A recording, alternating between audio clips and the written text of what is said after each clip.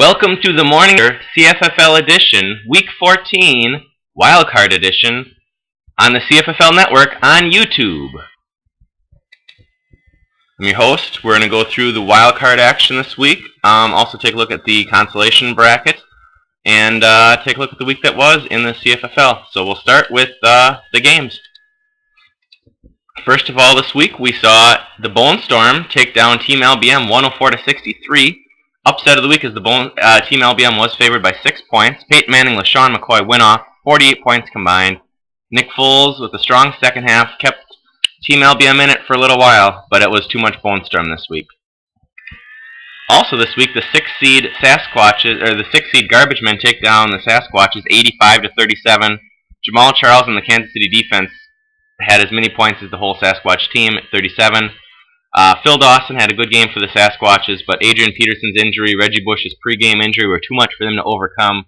As the Garbage Men move on, and since they were the lower seed, they will face the Kongs in the next round, and the Bone Storm will take on the Cardinals. Cardinals and Kongs both had byes this week.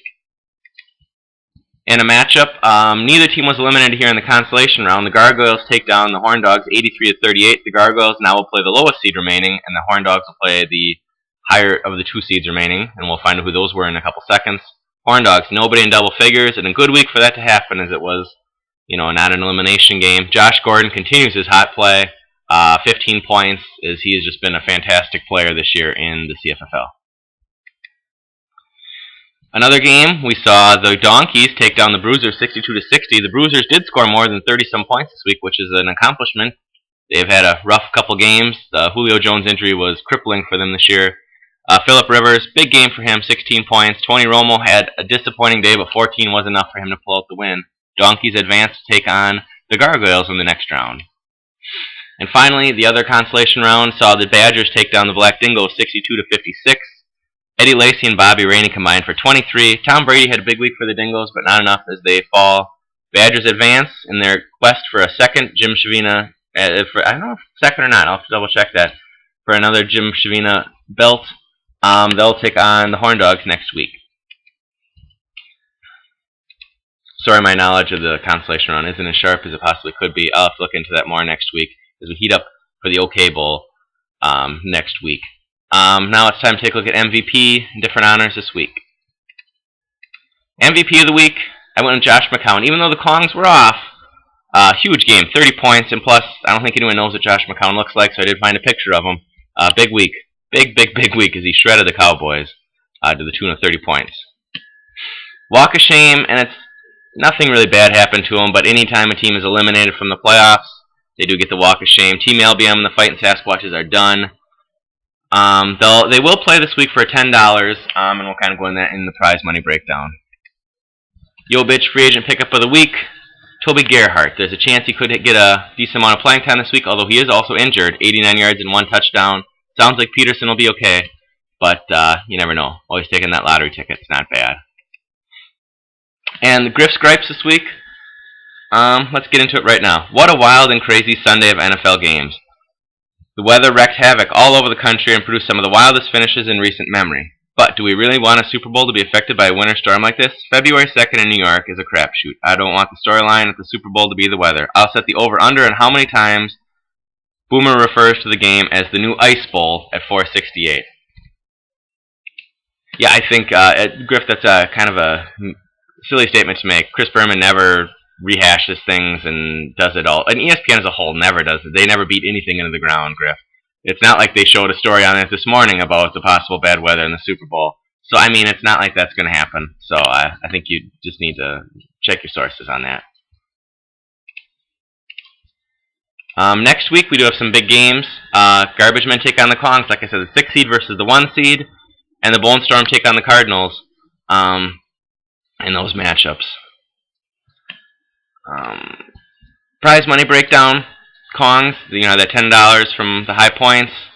Garbage Men have the $30 extra from points of the year, and then Kongs, Garbage Men, Bone Storm, and Cardinals each made $60 this week, with more to come possibly in the future. Team LBM and the Fighting Sasquatches each won $20. Their game this week is for an extra $10. Whoops, new. Now we do have the consolation round to look at. This week, like I said, number 8, Gargos play the Donkeys, and the Horn Dogs will play the Badgers. But now it's on to a little tradition we have. This is the first time we're doing it online as a presentation.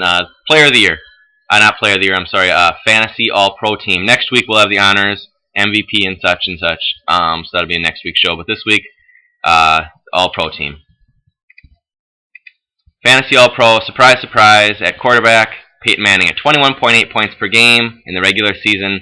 Member of the Bone Storm. Running back, Adrian Peterson, 11.2 points per game. Member of the Fighting Sasquatches. Jamal Charles, 10.8 points per game. Member of the Garbage Men. Wide receiver, Calvin Johnson, 11.6 points per game. Member of Team LBM, of the awesome receiving corps of Team LBM. Jimmy Graham, 10.2 points per game, a member of the Cardinals. And Josh Gordon, although he had 0.1 points less per game than Demaryius Thomas, he also played in 2 less games, so I gave him the honor. Josh Gordon, member of the Gargoyles, with the 3rd wide receiver spot in the All-Pro team. Flex position went to Noshawn Moreno at 9.9 points per game, member of the Cardinals. Steven Gostkowski, 11.2 points per game, fantasy kicker of the year, member Team LBM. And finally, the defense of the year, Kansas City Chiefs, who stepped up big in the playoffs as a member of the Garbage Men. That's this week's show today. Next week in the playoffs, in terms of some of the matchups, we'll take a look back at that screen here for a second. Some of the big key matchups this week. The Garbage Men have Drew Brees against the Rams. Pretty good defense, but not as good as the defense he shredded this week.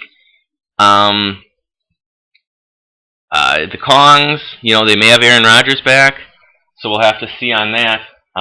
That'll be interesting to see. Bone Storm, Peyton Manning plays on Thursday night against the Chargers. Poor pass defense.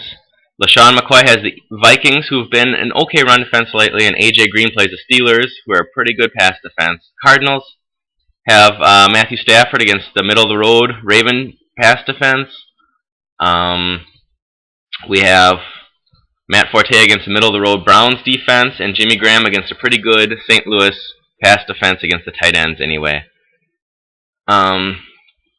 As for the other game, I'm sorry I didn't break it down all the way on that one. So we'll have to see how it plays out this week in the CFFL. So this is your commissioner saying goodbye, trying to keep it shorter this week after a little longer show last week. Good luck to everyone this week except the Bone Storm. Hope your entire team tests positive for Adderall this week and is suspended for the games. I'll even settle if it's just Peyton Manning. So thanks everyone for tuning in, and check us out next week for the Fantasy Honors of the Year. Thanks. Bye.